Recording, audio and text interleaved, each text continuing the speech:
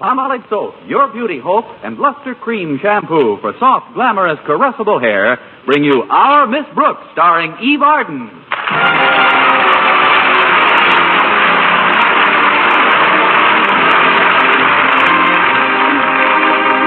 They say that everybody talks about the weather, but nobody does anything about it.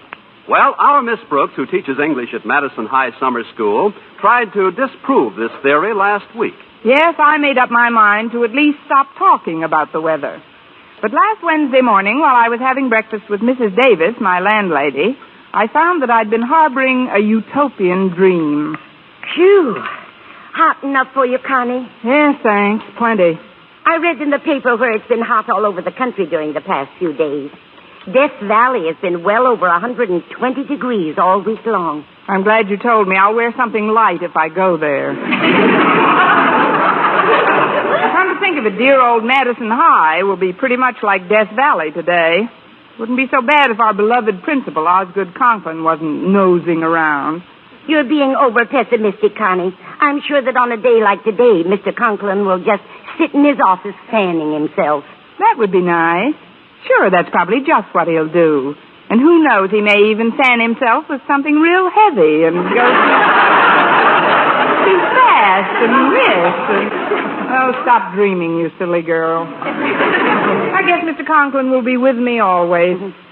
My sister Angela has a wonderful recipe for keeping cool.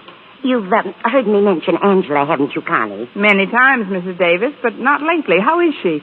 Pretty well, poor dear. But she's so absent-minded. Yes, I know.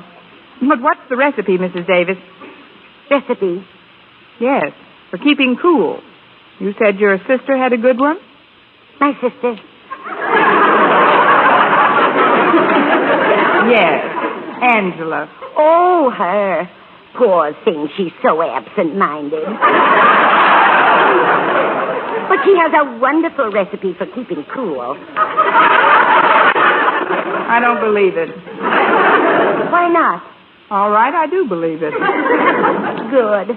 Well, I'll stack the dishes now and wash them later. Please, Mrs. Davis, the recipe for keeping cool. What is it? Oh, yes. First, Angela fills a tub with ice cubes. Then she puts in 4 gallons of apple cider, 6 lemons, 3 oranges, and a half bottle of maraschino cherries. And how many of these do you have to drink before you don't mind the heat anymore? Oh, Angela doesn't drink it. She sits in it.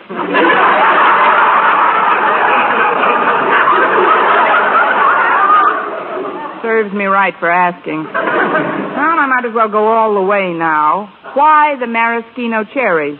I asked the same question, Connie, and Angela said she doesn't know, but she tried it without them, and somehow it just wasn't the same. I see.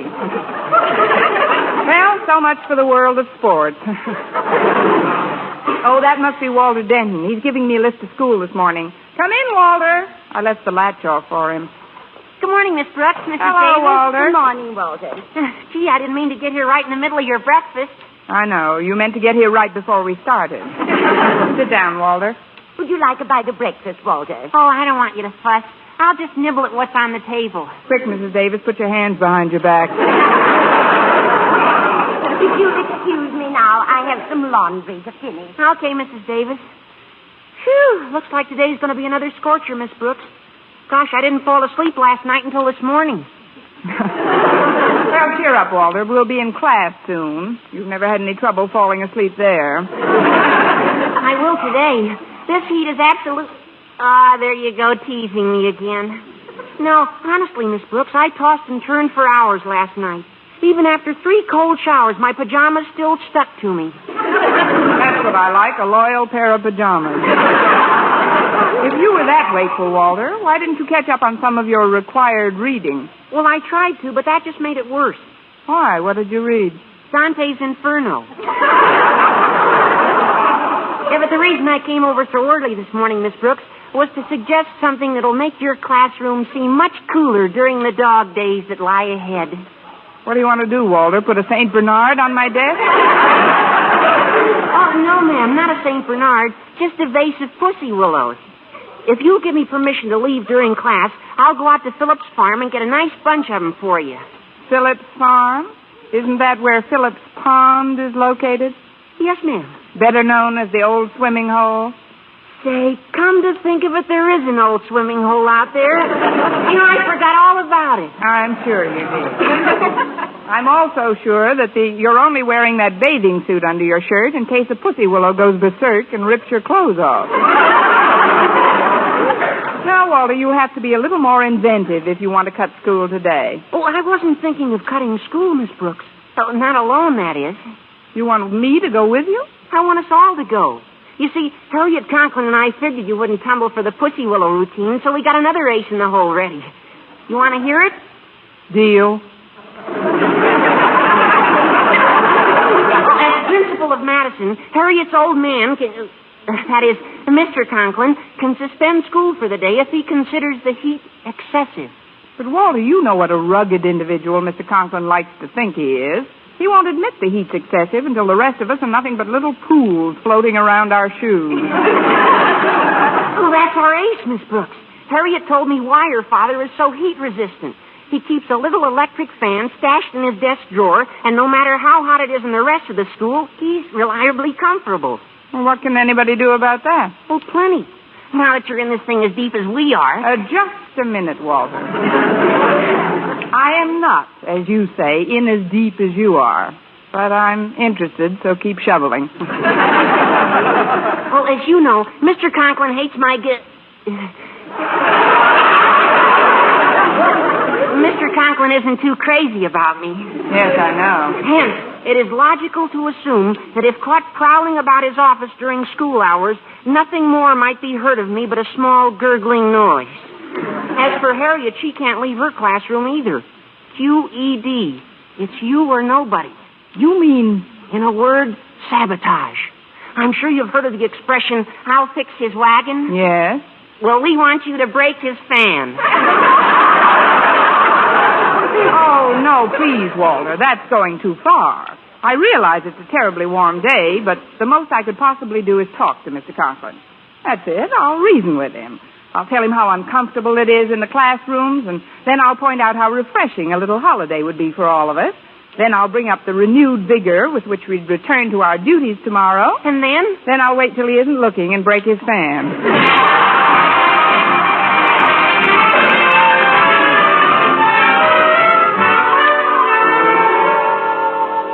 I'm glad we got to school early, Miss Brooks. It'll give you a chance to get into Mr. Conklin's office before he gets here. But, Walter, how do you know he isn't here already? Well, look, the door of his office is ajar. If he was here, it'd be shut tight. Now, go ahead, Miss Brooks. Wreck the old goat's fan. Please, Walter. Just because we disagree with some of Mr. Conklin's policies is no reason to be disrespectful. Remember, he's still the principal of Madison High School. Oh, I'm sorry, Miss Brooks. Now, go on in and close the door behind you. I'll stand guard out here. All right. I'd better work fast. The old goat will be in any minute. Mr. Conklin, I didn't know that you were here. Good morning, sir. How do you feel? Oh, not so bad. I just came in to see that your windows were open. Pretty hot today, don't you think? No hotter than any other hot day? Oh, I think it is. And that's what I wanted to talk to you about, Mr. Conklin. May I sit down for a moment? I suppose so, but please be brief, Miss Brooks. Very well, Mr. Conklin. There. You're practically in my lap. Do you have to sit so close to me, Miss Brooks? Yes, you meet a better class of weather over here. You have the authority to suspend classes during excessively hot weather, haven't you, Mr. Conklin? I believe so, but I have no intention of taking advantage of such authority. I have long believed that weather is nothing but a state of mind. I work as diligently during the summer months as any of the students here, or any of the faculty, for that matter. The fact is, we're all in the same boat. I know, but some of us are closer to the propeller than others. Just what are you driving at, Miss Brooks? Well, it looks like it's going to be another very hot day, Mr. Conklin, and it's very difficult to teach under those conditions, or to learn anything for that matter. I realize that fully, but after all, summer school lasts only so long. How very considerate of you, Mr. Conklin. So long. Yeah. Sit down, Miss Brooks. I see no reason to interrupt the regular routine of this institution. You don't hear me complaining, and after all, I'm considerably older than you are. You must admit that. Readily. Until I find the temperature unbearable, then, it will be business as usual at Madison. Now, go to your class, Miss Brooks, and forget about the weather. All right, Mr. Conklin, but I've certainly got to hand it to you. I think it's wonderful the way you carry on in spite of the many discomforts that confront us all. I always try to do my duty, Miss Brooks, surmounting each obstacle as I come to it. Of course, I'm always open to constructive suggestions. I know you are, Mr. Conklin, and I have one for you right now. Really? What is it, Miss Brooks? I suggest that you move your chair back a few inches from the bottom drawer of your desk. What's that? If you don't, that fan is going to blow your socks up around your neck.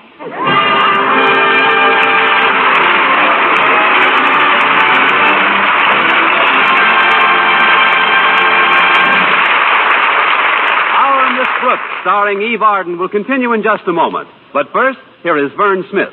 For bare-skin beauty, it's bath-size Palmolive with its famous beauty lather. Yes, bath-size Palmolive for loveliness all over. There's something thrillingly new in this wonderful beauty lather of bath-size Palmolive soap. New fragrance, new charm, new allure. See if Palmolive in your daily tub or shower doesn't leave your shoulders, arms, and back, yes, all of you, softer and smoother, completely lovelier all over. You'll thrill to the tender whisper of perfume it leaves on your skin. A whisper that says, "Come hither to romance." And this new bath-size Palmolive is so big, so thrifty, economical to use because it lasts so long and gives so much soft, lovely lather so fast. That soft, lovely lather with its alluring new fragrance is Palmolive soaps alone. Palmolive's famous beauty lather. Yes, a new fragrance, new charm, new allure that can make every woman a vision of delight in the new revealing fashions that show so much more of you. So remember, for bare-skin beauty, it's bath-size Palmolive with its famous beauty lather. Yes, bath-size Palmolive for loveliness all over. Get bath-size Palmolive soap tomorrow. Menfolk love it, too.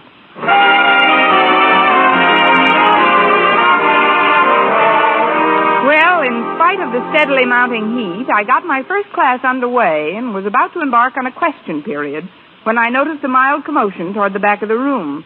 It centered around Stretch Snodgrass, Madison's star athlete. Very definitely a three-letter man. Scholastically, he's a three-letter man, too. After reciting A, B, and C, he's very definitely dead. Anyway, I hurried down the aisle to see what all the buzzing was about. Step back, everybody, step back. Give him air. What's going on here? It's Stretch, Miss Brooks. He can't stand the heat. He just sort of groaned and slumped down in his seat. He's in a dead faint. A dead faint? Yeah, a dead faint. Nice to hear from you, Stretch. Let me open your shirt collar. Oh, no, Miss Brooks, don't open I don't know why you button it on a day like today, anyhow. Oh, please, Miss Brooks, don't open my You shirt. just be quiet. There. Well, no wonder you didn't want your shirt opened. Embroidered undies. And what a lovely sentiment on your undershirt. Crystal Lake Bathhouse. If not returned by 6 p.m., another day will be charged for. Charged for? Stretch, this is awful. What is, Miss Brooks? Ending a bathing suit with a preposition. Now, what is all this painting about? He can't take it, Miss Brooks. The heat's too much for him. And he's a great athlete, Miss Brooks. Gosh, when Stretch caves in, can the rest of us be far behind? You stay out of this, Walter. I don't want to appear abrupt with you, Stretch, if you're really distressed, but that bathing suit under your shirt militates against the legitimacy of your faint. You must admit that. Oh, sure, I admit that. Good. What does it mean? We might as well own up. It was a plot, Miss Brooks. We thought if Stretch keeled over, Daddy would have to suspend classes for the day. Harriet Conklin, I'm surprised at you, tricking your own father. Wonder if it would work. I'm afraid I'll have to punish you rather severely, young lady. Gosh, Miss Brooks, what are you going to do? I'm going to make you march into your father's office and tell him about Stretch's fainting. What? You mean you're willing to go along with the gag? No sense in wasting Stretch's bathing suit. My talking to Daddy wouldn't do any good, Miss Brooks. He caught me taking a bathing suit out of the closet this morning. What bathing suit? The little check job that's peeking over her blouse. The logical person to complain about Stretch's condition is Mr. Boynton. Yeah, Mr. Boynton. Welcome back, Stretch. Hey, the bashful biologist might carry some weight at that. Sure. If he'd go and explain to Mr. Conklin biologically how this heat is ruining one of our pupils, he'd have to let us off. You might have something there, Walter. Yes, I think Mr. Boynton's our man. Want me to go and get him, Miss Brooks? I'll be glad to go, Miss Brooks. Me too, Miss Brooks. No, children, I'll make the sacrifice. I'll get Mr. Boynton and bring him back here. Harriet, you and Walter take Stretch into the hall and start fanning him with a handkerchief. Okay, Miss Brooks. Just walking down to the lab should cool you off a little. Believe me, Walter, going to see Mr. Boynton is no way for me to cool off.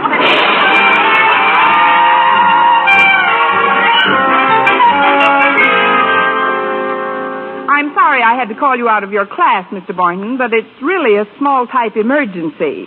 Stretch Snodgrass has been acting strangely all morning. Well, what's the matter with Stretch? Is he sick? Not really sick. I think he's just got a touch of tightening of the bathing suit. He's sort of weak in the head this morning. This morning, she says. Oh, I'm sure it's just Oh, here we are. I told Harriet and Walter to bring him out in the hall. It's cooler. Oh, hello, kids. Hi, Mr. Boynton. Oh, what's the matter, Stretch, old boy, old boy? Oh, I feel punk, Mr. Boynton. It's this heat. It makes me feel so hot. That's a shame. It is a scorcher today, all right. Yeah, it's a Lulu. Oh, it seems a shame to keep kids indoors in this kind of weather. Say, I've got an idea. Why doesn't somebody ask Mr. Conklin to suspend classes for today? Boy, that's a swell idea. That's super, boy. Boy, what a great idea, boy. Well, what do you think, Miss Brooks? Boy. All right, I'll do it right now. Oh, go ahead, Mr. Boynton. Daddy's office door is wide open. I can see it from here. We'll sure appreciate it, Mr. Boynton. Well, how about you, Miss Brooks? You want to come along? No, Mr. Boynton, I'll stay out here to catch you. Watch you. I'll be back in a minute with the test. It may not take that long.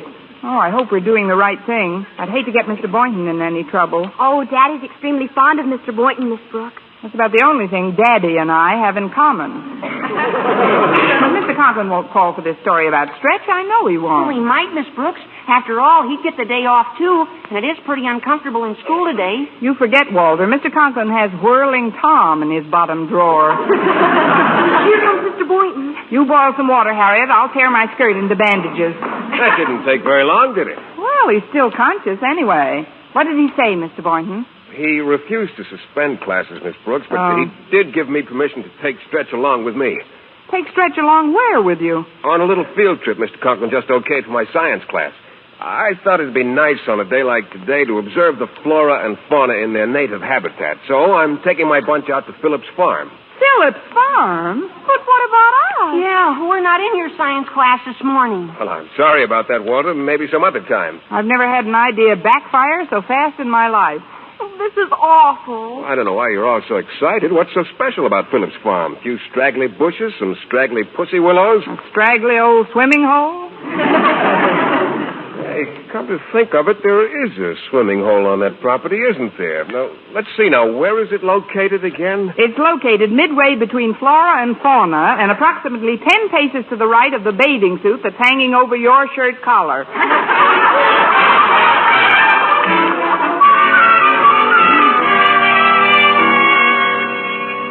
We gotta work fast, Miss Brooks.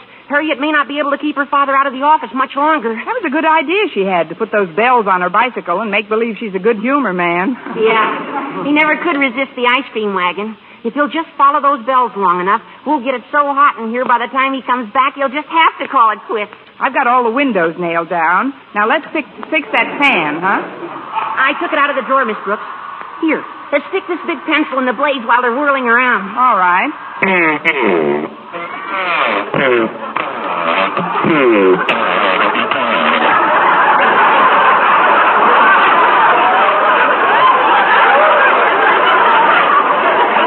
What happened? Anybody want 6 little pencils? I better pull the plug out. There. Now we'll just hide this in the closet. Here, put it under all this junk in the corner. Hey, look at this, Miss Brooks. An electric heater. Well, what do you know? Just the thing to make Mr. Conklin's office nice and cozy. You wound up the ahead, Stretch. Hey, Mr. Boynton, Stretch. Come on in here a minute. Hi, Walter. What are you doing in here, Miss Brooks? Yes, what are you doing with that heater? We're going to hide it in the closet so Mr. Conklin doesn't see it while it gradually turns his office into a Turkish bath. Right, Miss Brooks? We'll split the towel concession. Give us a hand with it, will you, Mr. Boynton? It's pretty heavy. We'll put it way back here behind these clothes and things. Oh, sure, Miss Brooks, but isn't this a pretty risky proposition? Supposing Mr. Conklin comes back while... You don't have to suppose. He's coming down the corridor now. Oh, quick, Stretch. Get into the closet with Mr. Boynton and Miss Brooks. In the closet, No, but... don't argue. I'll get rid of Mr. Conklin for you. Now, hurry. Well, it's an elusive ice cream wagon in my life. Denton, what are you doing by my closet? Oh, just closing it, sir. I didn't want you to be caught in a draft. I came in to ask you something about Phillips Farm. I've been waiting and... where have you been, Mr. Conklin? Me? I was just chasing away that confounded ice cream man. Too tempting for the students. Oh. What kind of a looking fellow would you say he was, Mr. Conklin? Oh, just a big, stupid-looking oaf with a black mustache.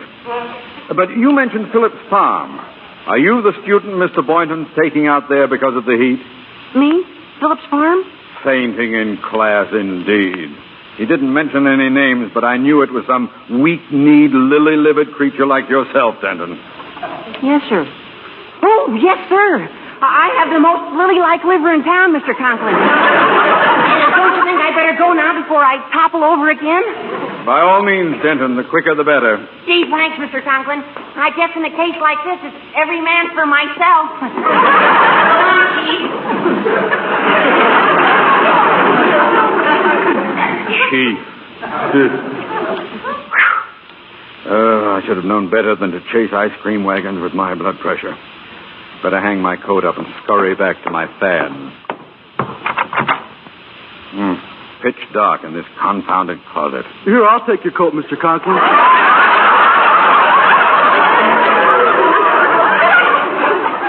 Thank you, boy. Now, handle it carefully, please. It's a rather expensive garment. I wouldn't want it... Thank you what for? What's going on in this closet? Come on in. We're having a weenie roast.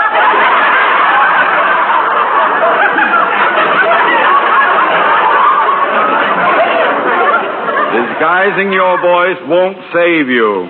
Come out into the light where I can see you. It's only me, Mr. Conklin. Stretch Snodgrass. Well, close the door behind you. That closet feels like a Turkish bath. Yes, sir. Now then, what were you doing in my closet, Snodgrass? Oh, I thought you'd ask that question, Mr. Conklin. Luckily, I can give you a very good explanation. Oh, you can. Well, what is your explanation? Come, boy, out with it.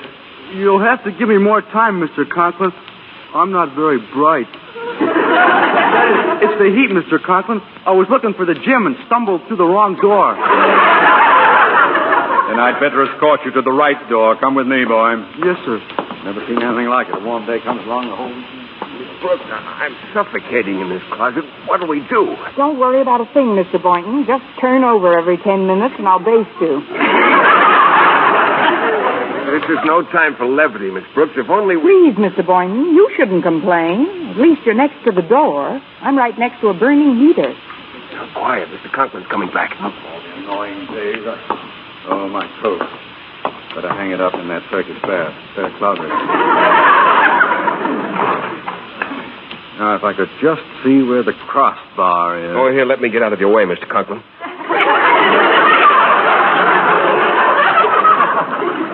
Thanks, Boynton. Now, there we are. Nice and neat. I was just on my way to Phillips Farm, Mr. Conklin. If you'll excuse me, I'll run along. Well, go right ahead, Boynton. Have a nice time. Thank you, sir. Goodbye. Goodbye. Well, now that Mr. Boynton has gone, I can relax. Now that Mr. Boynton has gone...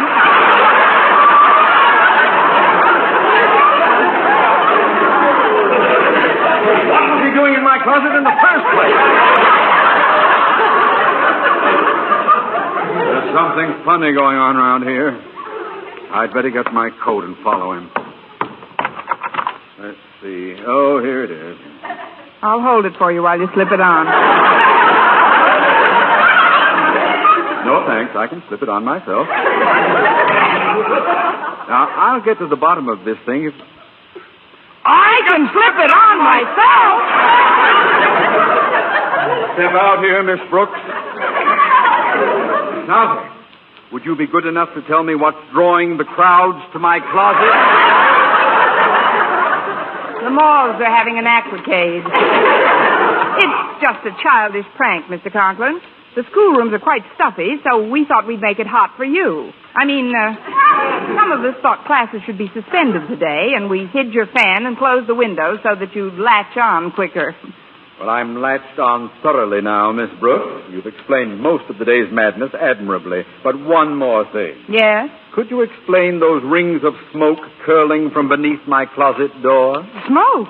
Oh, my, it's the heater. Your coat must have caught fire. What? I'll go get some water right away. Just make yourself comfortable, Mr. Conklin. Comfortable? Where are you going for that water, Miss Brooks? Philip's swimming hole. Where else?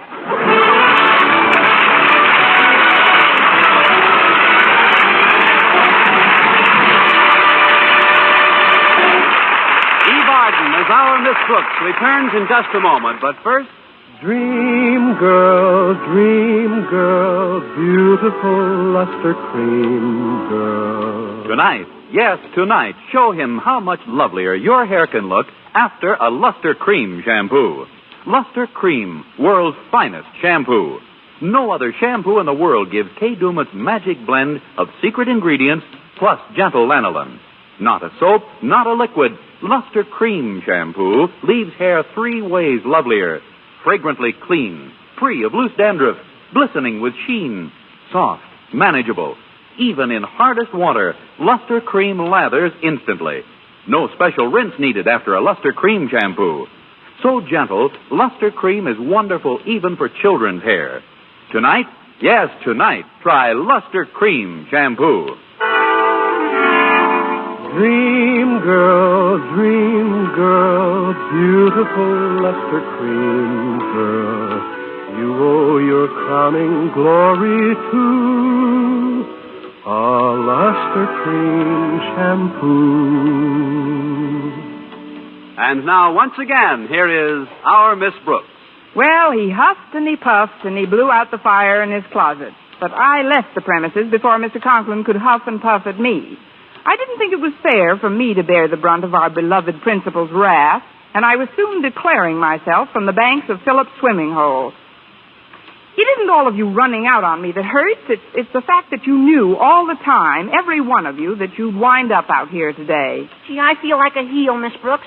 Help me up on the bank, and I'll go back and face Mr. Conklin with you right now. All right, Walter. The most shameful part of the whole thing is the fact that it was all premeditated. Grab my hand, Walter. Yeah. Up you go now. Walter, look out! You're pulling Miss Brooks in. And with all her clothes on. Don't worry about it, Harriet. I've got a bathing suit on underneath. Next week, we're into another Our Miss Brooks show brought to you by Palmolive Soap, Your Beauty Hope, and Luster Cream Shampoo for soft, glamorous, caressable hair. Our Miss Brooks, starring Eve Arden, is produced by Larry Burns, written and directed by Al Lewis, with music by Wilbur Hatch. It's new. It's amazing. An ammoniated dentifrice that helps prevent tooth decay and tastes good, too. That's Colgate Ammoniated Tooth Powder, created in Colgate's research laboratories. Colgate Ammoniated Tooth Powder contains the revolutionary ingredients that help prevent new cavities in a dentifrice that tastes refreshingly minty, foams freely, cleans teeth effectively. Get Colgate Ammoniated Tooth Powder now. Economical 4-ounce size, only 43 cents. For mystery liberally sprinkled with laughs, listen to Mr. and Mrs. North, the exciting, fun-packed adventures of an amateur detective and his beautiful wife. Tune in Tuesday evening over most of these same stations. And be with us again next week at the same time for another comedy episode of Our Miss Brooks. Bob Lamont speaking.